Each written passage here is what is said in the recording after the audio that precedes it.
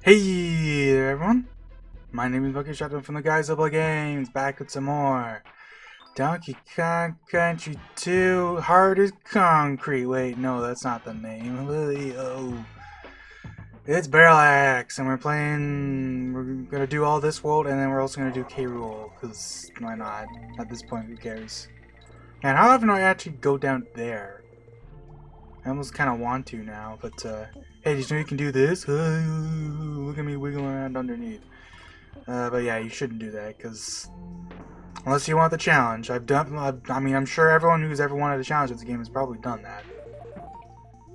It's not that bad, because for the most part, you have a lot of these parts you can kind of just ignore the thing.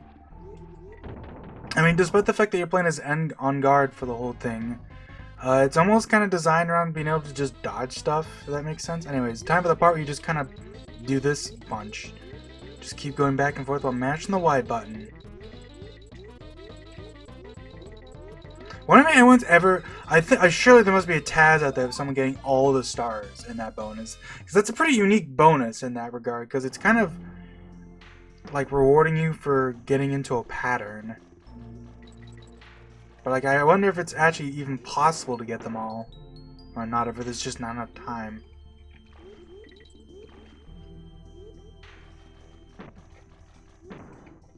Alright, let's wait for the water raise, and I think if you go up here, is there something? Nope. If it was Donkey Country 3, there surely would have been something. I think that's the next time they do that. Because I always think like, oh, this part looks like an O, so that must be like an O up there. But I think the O's... That's actually... I mean, it's still right there, but it's just not in the same spot. Anyways. Spicy, yeah. And once you know about the trick where shurikens... You know that as long as you're swinging when the shurikens come towards you, like when as long as you're swinging, anything that touches you will die basically. And it doesn't matter even if they don't touch like the front of you. So like, you can kind of use it as like just a get out of jail free card. Really, it just comes down to the fact that yeah, On Guard's really strong, dude. I also think it's kind of funny that this part here that's like, if you get on top of here without the water, you can get a banana, but then like also the water raises, so you can just get it in later. I think actually there might be a one up there if you do it fast enough. Oh, maybe not, because that was where the one up is. That's probably what I'm thinking of. I always love how the entrance just totally sucks you in. I do find it funny that this bonus just has, like I said, this game does this a lot. It's like, the bonuses are almost like a break from the level instead of like an actual like test of your knowledge about the level. Which works on its, which is fine. I'm not saying it's bad or anything. I'm just saying I do personally prefer having the bonus be like related to the level. Like, I say like it does in DKC 3, but even DKC 3 doesn't always do that, because it has a couple bonuses that are just... That game has some bonuses that are just empty rooms, so, I mean, you know, either way.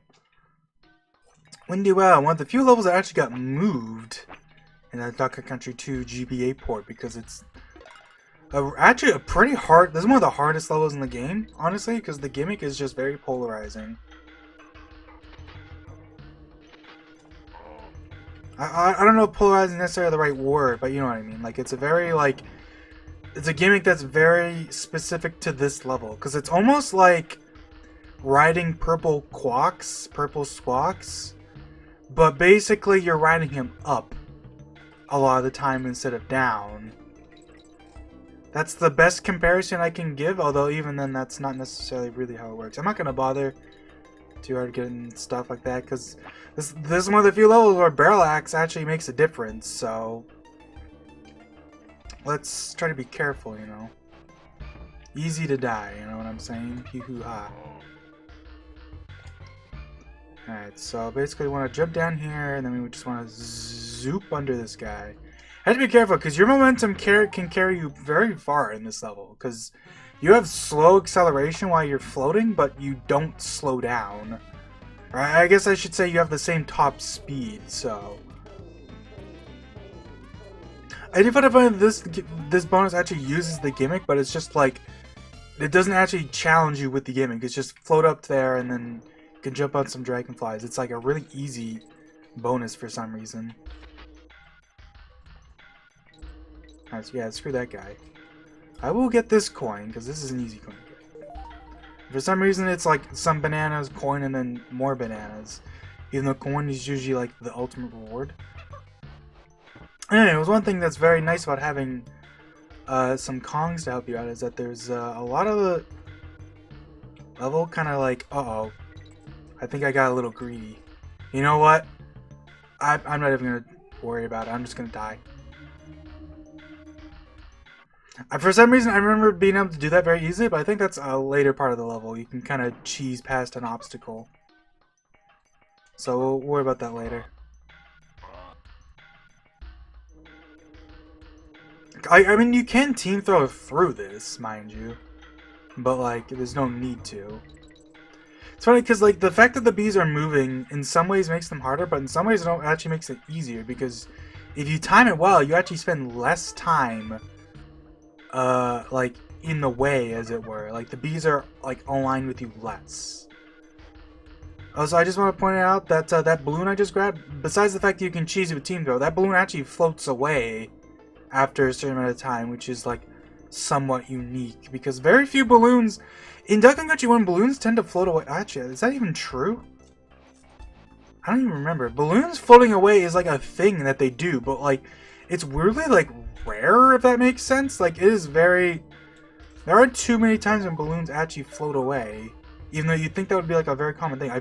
I was gonna say it happens more often than 1, but I'm not actually sure if that's actually true or not. Or if that's just one of them, like, false memories I have. But I always thought that's the case, so I just kind of assume that it is the case without actually, like, thinking too hard about it. Yeah, that's one of those tricky parts, because the trick is you want to not let your momentum actually carry you too hard, because otherwise you'll fly right into the side of the bee when you're trying to go under it. Alright, so... the trick with this part... I've sometimes fallen for this. Basically, you just want to... Don't take your time. Just go past it. Don't try to, like, wait it out, essentially. Don't wait out the hook. It ain't worth it. The hook spends so long in transit, you're just gonna... Uh-oh. Wait. Okay. Just don't fall for that crap, because if you jump too high up... This is where, yeah, you want to... You don't need a second Kong there, but, you know, that... I don't think I've ever actually done it like that, so that was fun. Anyways, this is a Squawks bonus, yep. It's just a... Speaking of big empty room, it's just a Squawks room that's just filled with stars. Although they do give you a somewhat stingy time limit, so... There is some challenge to be had there, but yeah. It's a fairly bare bones bonus. It's funny that this level is like... This is true of a lot of levels in this game. The level itself is hard, but the bonuses are easy. Anyways, I think the wind stops the instant you float over this, so you basically just want to time this. There you go. I say there you go, but I actually want the coin, but, you know, whatever. It doesn't really matter. I think I already have enough coins for everything I need, right? Because I just need 2 for Funky. You don't even need Funky in this world, because you can leave for free once you beat it, so... In fact, not only can you leave for free, you can leave at a profit, because the Castle Crush has... some coins and a banana extra life. Anyways, it's time for everyone's favorite auto-scroller, Wisna. And funny enough, because I'm playing BARRALAX, I actually can't do the Castle Crush glitch, so... but you can still get by this guy by just team throwing him, because this game's weird like that. You can't jump on that guy normally, but you can team throw him just fine. Anyways, we're gonna ramp it up here, hell yeah. Ram me up with Mr. Reddish Gray Rhino instead of Silverish Gray Rhino.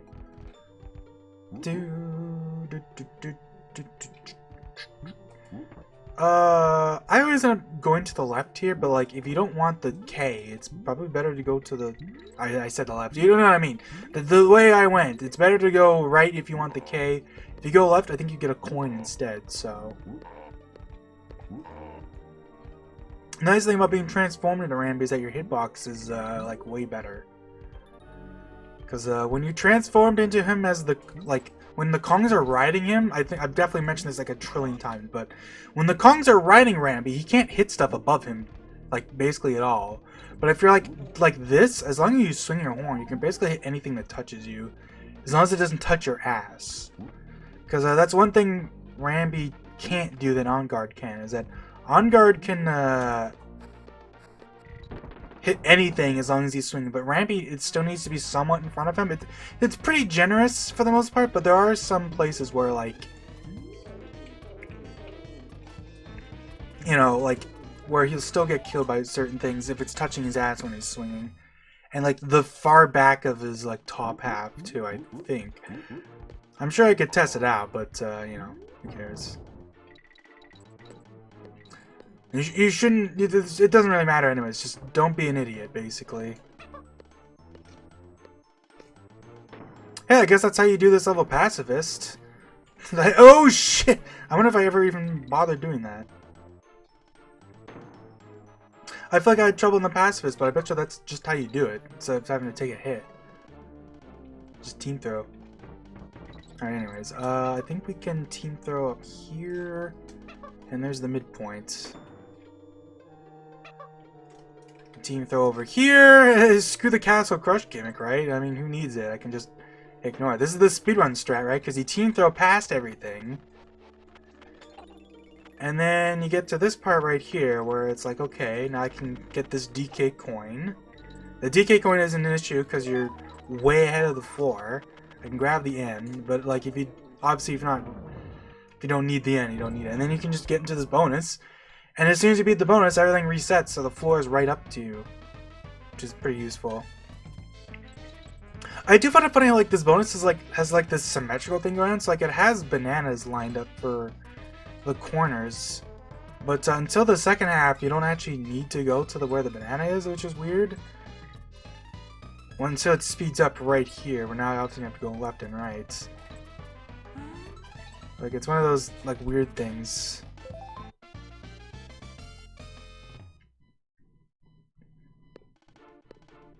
Anyways, there's the floor. Check it out. Everyone's favorite auto-scroller is back, baby.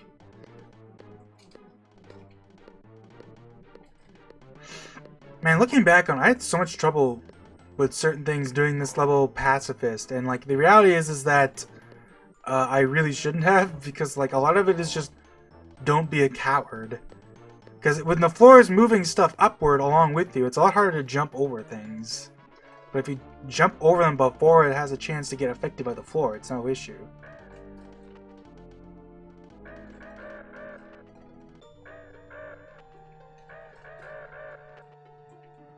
I feel like Nekes honestly could stand to be unrollable, because they do have sharp beaks. I feel like that would make sense, but I guess like it's not that big a deal. That's one of the very few instances where you even really can roll into them. But it's kind of funny to think about, because DKC 3 has it to where the beetles can't be rolled into when they're floating in certain versions of the game. I forget, I think it's just version 1.0 US, NTSC. But every other version I think they're fine, I want to say, but maybe not. Even then, I think that might be inconsistent. I think it might be that some beetles can't be rolled into, like the ones that are already floating in spot, but like ones that do other things might be rollable just fine. I don't even remember. Irrelevant, you know, we're playing DKC 2. Let's talk about this instead. Teehee. That's a hard jump, though. Jumping over that Cadillac, killing him, impossible. Anyways, we'll get this barrel, and we'll win the day. Let's get the extra life for funsies. Do.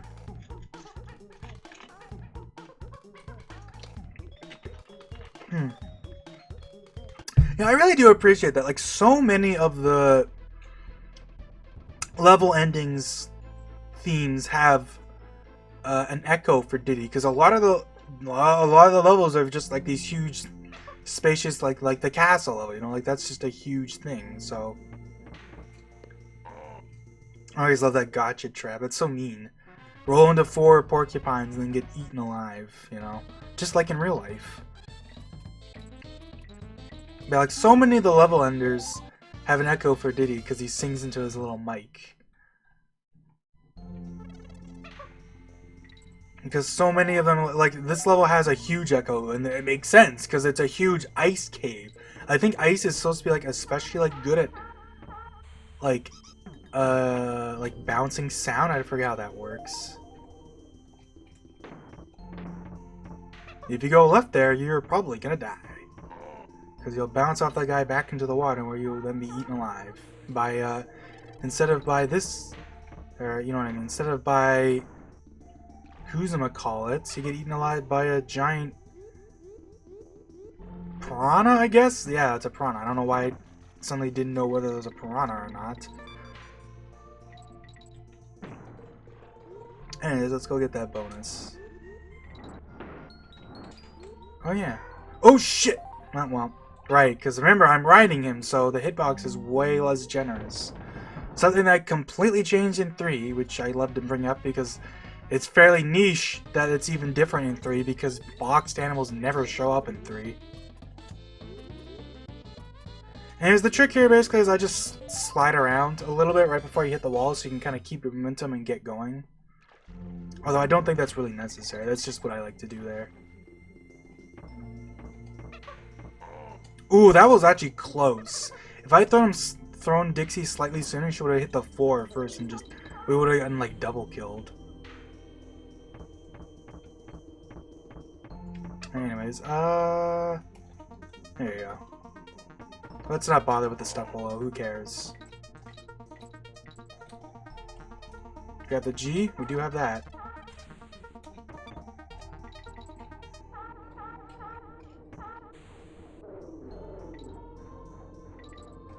Ah. This level feels really short, actually. Thinking about it. I don't know if it's because it is actually short. Is this level first? No, it's always Arctic Abyss first. I'm pretty sure even in the GBA version. I don't think they swapped those, did they? Because Clapper's Cavern honestly feels way easier than Arctic Abyss. Both just because it's short, but because like the main gimmick is basically just don't go super slow, and it's like at this point in the game, like that shouldn't really be that big an issue, you know what I mean? Anyways, let's grab the K down here and be on our merry way. Oh man, bananas, get those bananas, yo. Okay, check out this guy. Alright, where can I break you? Who's gonna show up? Anybody want to show up? I swear you can get these guys to show up, but I don't remember. Oh, well, guess what? I guess I'll get these bananas. Hell yeah. That was a total accident. There they are. I can get those bananas if I'm a psychopath. But I don't think they're really worth it.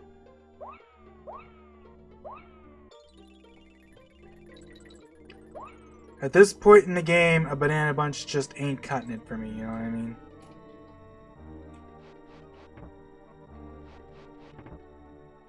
I just like this part. You can do like the synchronous flying with them. I feel like I don't usually do it like this, but in this part, for some reason, I just really feel like just tossing my partner at the kablamos, whatever they're called. Naka jerk face. Skidda? No, I can't remember their name now. This is one of those bonuses that's way easier with Dixie to have a little bit of fine control over your jumping.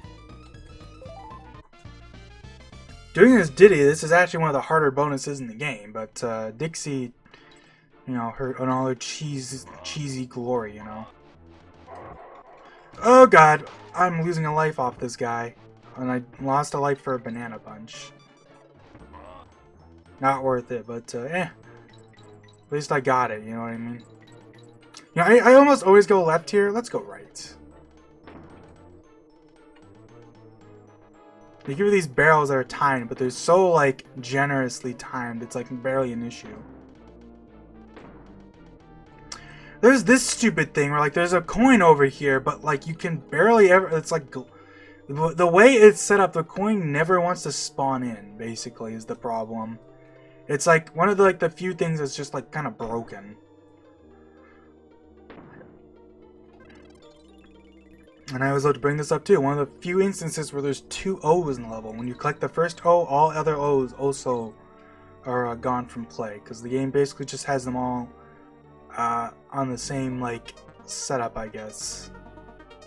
That way, like if you like respawn the level because you go into a bonus, there's not gonna be like a magic second O somewhere. You know what I mean?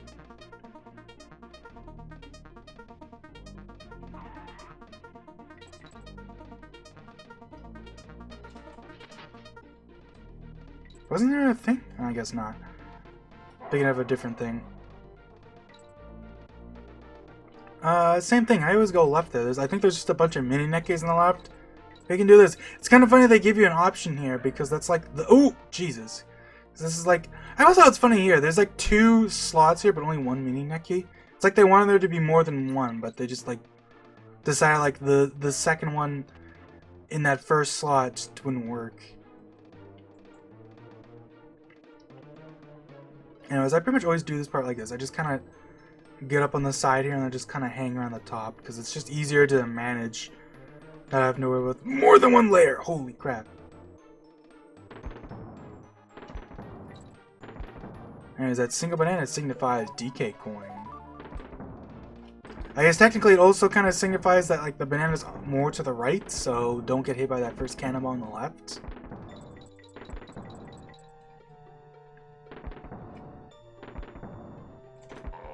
Oh, I knew that was gonna get me. That always gets me. That cheesy first cannonball because it bounces for a second. Anyways, it's not a big issue because I think I like get my Kong back, right? I always forget the rules of this, even though I keep bringing up that it does happen, but I don't know. What do you want from me? I have the memory of a, I shouldn't say goldfish, because goldfish, contrary to the saying, actually have pretty good memories. Which is kind of funny. They're like, it's like a saying to say that goldfish have no memory, but they actually have good memories. Anyways, mash that button, because they just barely jumps high enough that like if you just tap it slightly, he just barely makes it. One of those things that's way easier in the GBA version, because you just like auto-grab ropes in that version.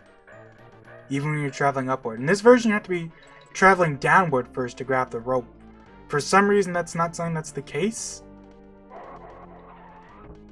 Whoop. Like, for some reason, that's not the case in the SNES versions. And for whatever reason, they actually, like, changed it. I'll just take the banana, because I have, like, 1,000,000 coins already. I'm actually not sure why they changed that. Because if you play the GBA ports, some parts kind of break. Well, I should say, I say some parts, but, like, the one that comes to mind is that one factory level focused, like, Bazooka Barrage. The factory level in 3 that's focused on bazookas, because at the very end of the level, there's a part where you're supposed to shoot past ropes. And there's a banana trail for it and everything. But in the GBA port, that doesn't actually happen because you just auto-grab the rope. So the banana trail doesn't mean anything in that version. Which is like a weird thing.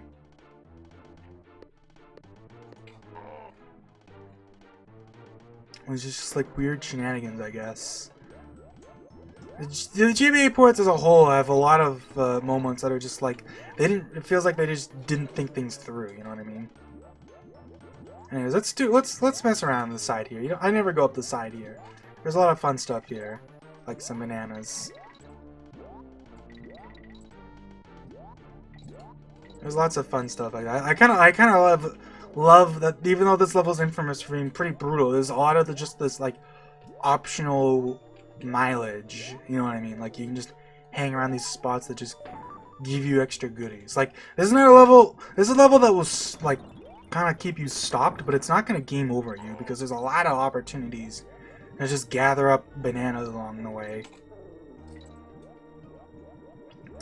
Like, hey, here's another one right over here to the left. It's just, hey, look, secret path with coins and bananas. Ain't that fun? It's too bad this version doesn't give you an opportunity to like spend your coins on anything other than just saving and tips. Oh, I think I'm not getting the letter, am I? No. Letters to the right. Oh well. Instead, I can fly as Squawks and go turbo speed. Hell yeah. And the first time you get here, because the toxic water doesn't start with you, you're actually having a first midpoint advantage here. You have a little more time, because it takes longer for the waste to get to you. There's a ton of opportunities for money on this level, actually. I kind of forgot. Left there's the N, but that doesn't matter, because I already missed the O, so who cares. There's another spot where there's a bunch of ways to go up, and like some of them have red bees and some of them have yellow bees, so the yellow ones are technically easier, although you don't usually want to waste time killing them anyways, so it doesn't really matter. Man, I love this level. It's a good level. And hey, it gets me squitted for like 2 seconds. Just to basically go up like one thing. But hey, there's a bonus here, so at least that matters. Hell yeah! Find that token, baby! And by find the token, we mean follow this banana trail through this diagonal bramble maze. I'm not gonna bother doing like the platform trick for the most part because a lot of this is just go slightly forward, so you don't really need to. Heck yeah! And then it's time for the only sign in the game that gives you nothing. You did what you were supposed to do, idiot, so you don't get anything, even though all the other times they just give you something anyways. I mean, I guess I just got green live, so I guess I'll grab the single banana. I meant to grab the coin, but I was very slightly off. If I was trying to get that super quick DK coin, I'd be sad right now. Let's just check out our sweet cutscene.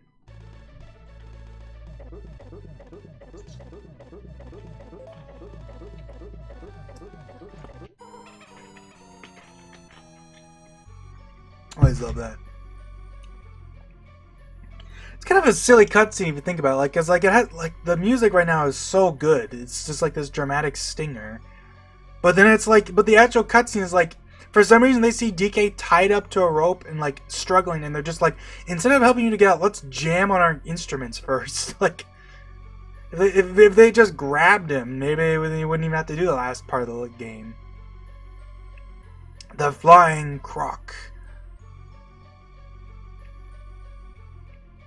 I always think it's interesting because like the depth here makes it look like because like everything's in front of us, so the implication here is that this is in front of the castle, but because we're behind it, it's like some weird sprite layering here basically, because like this should probably be behind us, but I guess like I don't know if it could be behind the level tile is the problem basically, so they didn't bother. Because like especially because once you enter this, the ladder is actually quite long leading up to the croc.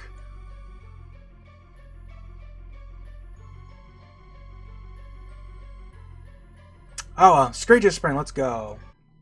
It's one of the best levels in the game. From another case of like levels in DKC, a lot. I didn't even really thought about this, but like yeah, a lot of the late game levels have a lot of like these like big branching, like maybe not big branching paths, but like these parts that are just like you can go off the beaten path just to get a ton of extra goodies. Alright, we're gonna kill. Actually, I might have to switch to Dixie to get this guy. Yeah. Watch this. Dixie has a better throw. She can get this guy. Oh, he was off screen. That's funny. That's some video game shenanigans. Get him! There we go. She got the power! Okay, stop freaking moon climbing. Like, what is that? I always think that's funny. It's like they moon climb. They like climb on the spot. Sure, let's grab this. I never do. Coin. Let's just run past you. And then you just speed climb here to ignore all the mini neckies. Like, I assume they want you to like, take your time, but so many of the obstacles in this game are just, if you go fast, it's not an issue. It should be fine. I was slightly worried there, because, like, man, I don't want to get hit and die in some stupid way, because I have a bad tendency to die right at the midpoint, because you have to do, like, one spot we have to kind of float past. Alright, they wanted you to do this, so I might as well Man, I'm an idiot, huh? I did it the way they want you to do and I still got hit.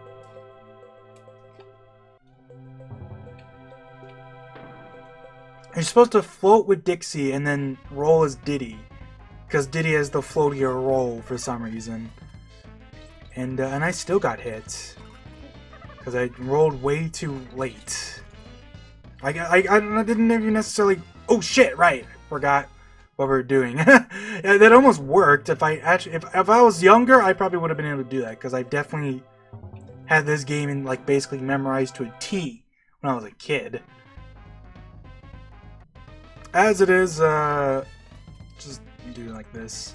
You can do this as Dixie too, like just do like that, just roll sooner basically. That's like the way, that's like the fast way to do it basically, because actually probably the fast way to do it is just roll through it as Diddy. But yeah, like even with Diddy's floater roll, he's only floating at like the start of the roll, so if you roll too early, you actually like don't really get much out of your roll. Yeah, like right here, that jump is legitimately pretty tricky as Diddy, and even as Dixie, because Dixie's like float is weird, because like if you try to float when you're jumping over brambles, it'll like bone you basically. I could skip the race, but that's no fun. Because I'm probably gonna die getting the DK coin anyways. Man, I forgot how fast Squawks is sometimes. I haven't played this level long enough. I actually don't quite remember how it goes. I do remember this though. The hard part where you get that DK coin by zooming through all these brambles, and then it's impossible. And you're basically guaranteed to get hit. Anyways. I'm not gonna bother actually getting any of the goodies, because the thing is that getting all the goodies while also like beating the race and getting the DK coin is actually quite tricky. Like, you pretty much have to know this level like the back of your hand to be doing that, and just be zooming through it the whole time. You do that and you can actually like do pretty good. Anyways, we good. I do appreciate that green balloon is timed so that as long as you move through it as fast as possible, you get the green balloon every time.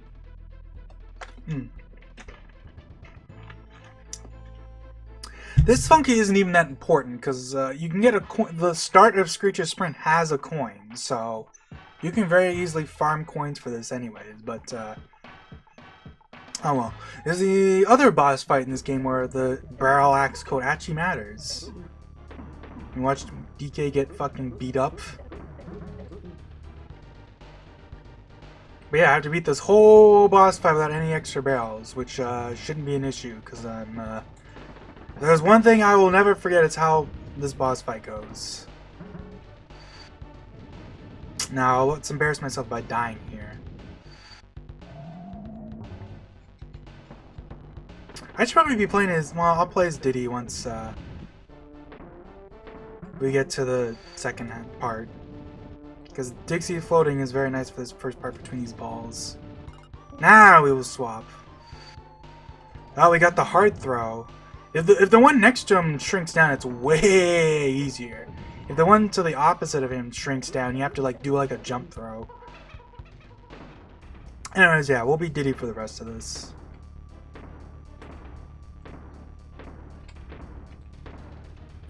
Not that it makes that big a difference during this part, that's kind of why, because Dixie's like kind of your crutch. Because the last section, the third part, is quite a bit tricky without Dixie. Or without using like some weird cheese stuff I will show off. Oi!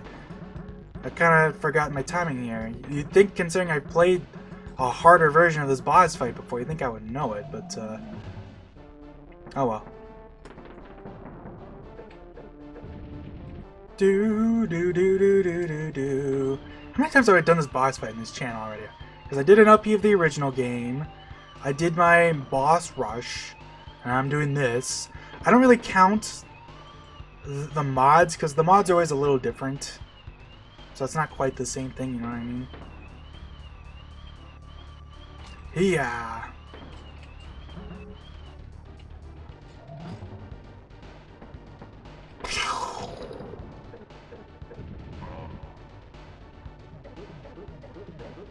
His eyes pop out just like Dixie. Now we just do this team throw shenanigans where you get by it, just like that. Because trying to jump, you can get hit by that cold stuff and not die, but it's like this is actually legitimately pretty tricky. Because you have to mash like a motherfucker, especially because like the first one hits you and then the third one is guaranteed to hit you. So you basically, no matter what, the third one's really the only one that really matters. I always love how the gas slows down even like your like extra animations, but yeah, this part's actually easier almost when you're slowed down as Dixie, because you can float. You float through the air so slow, it's like you basically like don't even move. Alright, now we'll try to skip this with Dixie. There you go. Easy peasy.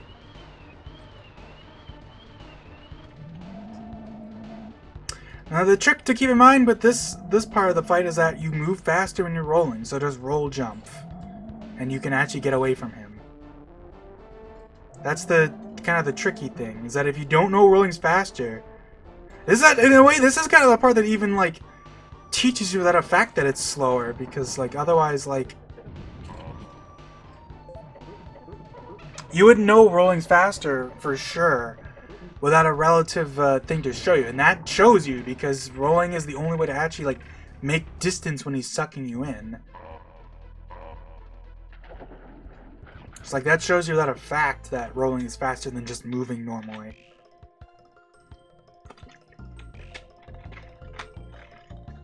Because that's not something that really ever comes up for some reason. It's kind of that weird thing where rolling's faster than like running, but like the only time it's really relevant is that one coin puzzle in 3, where if you don't know that rolling is faster, it is really rough. Like I've seen, like I think who was it? Reina. I guess her thing is her Twitch is Tabby Turnip, I think now, right? That's what it is. I'm not crazy. But everyone calls her. Wait, do we call her Reina now? Whatever. Tabby Turnip, Reina, whoever. They did a playthrough of 3. Well, actually, was it her? Or was it someone else I'm thinking of now? I remember watching someone trying to do the coin puzzle, and they were there for a while trying to do it. I think it was Reina. They were trying to do it for quite a while. Because, like, until you... No. It was Rao Cow. I don't know why I was thinking Reina. Rao Cow. She was trying to do that stupid coin puzzle, and he was stuck there trying to do it for, like, how long? And I think he didn't even do it by... I don't think he even did it by rolling. He just eventually got real lucky and just did it perfectly. And he was like... Afterwards, he was like, I don't think that was supposed to be that hard, but I just couldn't do it. And it's like, yeah, because it's kind of poorly communicated, because, like, you have to know rolling's faster. If you know rolling is faster, it's easy peasy. Otherwise, you just kind of have to cheese him from underneath by just kind of clipping his ass with Dixie. It's kind of silly. Yeah. I love these credits. I'm not sure whether I like 2 or 3's credits better. I think it's interesting because this is basically just it's basically just a redux of 1, where you're just seeing them kind of move back and forth. I think the problem basically is that the credits music for this game, like this song right here, right, Donkey Kong Rescued, this is like one of the best songs, one of the best credit songs I've ever heard in a video game. It's like this part where the guitar's like wailing. It's like, it is indescribable how this makes me feel. You know what I mean? It is such a perfect credit song, especially for like how this game is. I don't know. It's like, it is such a perfect credit song that it's kind of hard. Like, not that the credit song for 3 is bad. It's just, this is just like, mwah, you know what I mean? This is like the best credit song. This is my favorite credit song, basically. Like, it's just so good. But the photo album is like way better as a credits thing, because it actually shows the enemies moving around and doing their thing instead of just kind of scrolling from left to right. And the fact that it's a photo album is kind of a cute touch that it like plays into the whole like adventure thing. It's like, you know, these are some of the things we did on our adventure, you know what I mean? That aspect is very cute. But regardless, I mean, I don't know. What else can I say, man? Just BARRALAX definitely doesn't really make the game all that much harder, to be honest, though. Like I said, like it's basically like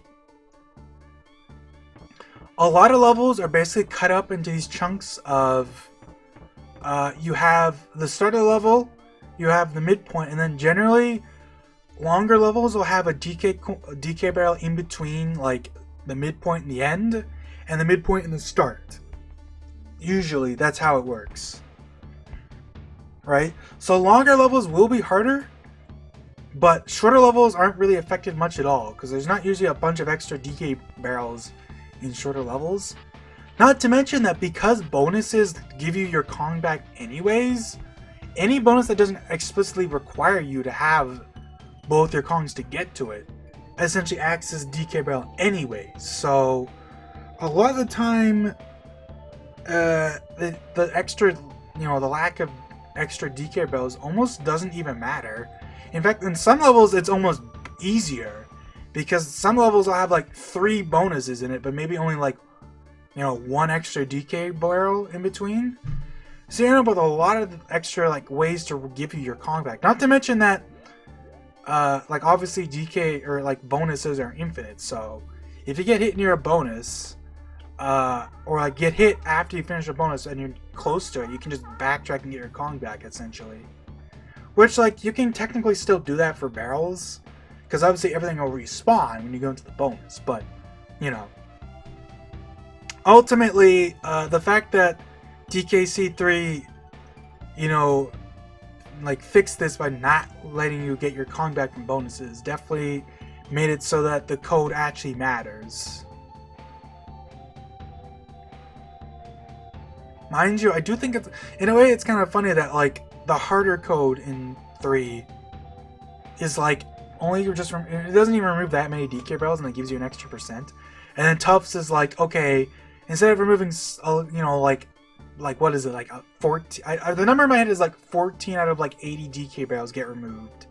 I think it's actually more than that, but it's like we removed some DK barrels, and now Tufts makes so we get rid of literally every DK barrel that isn't like required to progress, and no midpoints. It's like, damn, man. If the BARRALAX code in this game removed midpoints, that would actually make it, that would actually matter a lot. Funny enough, because of the fact that midpoints give you your Kong back too. So,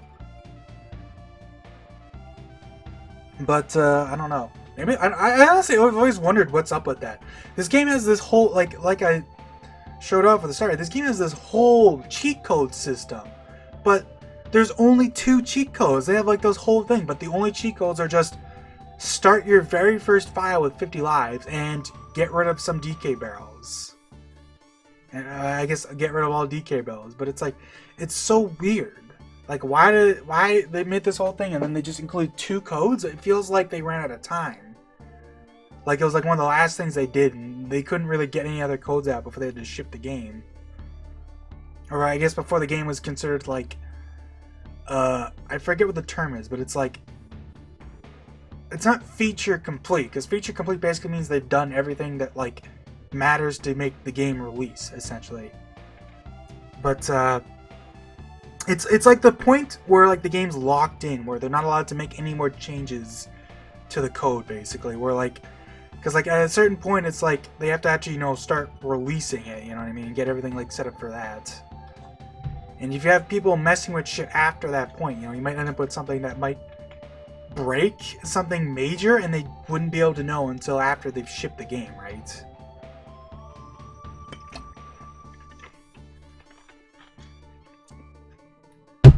Right, I always think of like Mew from the original Pokemon Red and Green, right? Where like basically Mew exists because they, right before the game, like was like finished and released, or I guess after, like even after the game was finished, but like they removed the debug tools, and the debug tools getting removed basically gave them just enough space that like some guy, I don't even remember who it was, but one guy was just like, I'm just gonna shove in one extra Pokemon.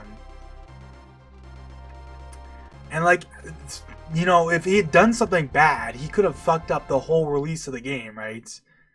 Because you never fucking know with these games. Especially with how sensitive Game Boy games are. Because, like, the whole architecture of that is just like pointers, essentially. It's just like, I don't know if that's the way to put it, but I digress. We got one more part after this. It'll be me doing the Lost World, you know, all that fun jazz. So yeah, see you guys later.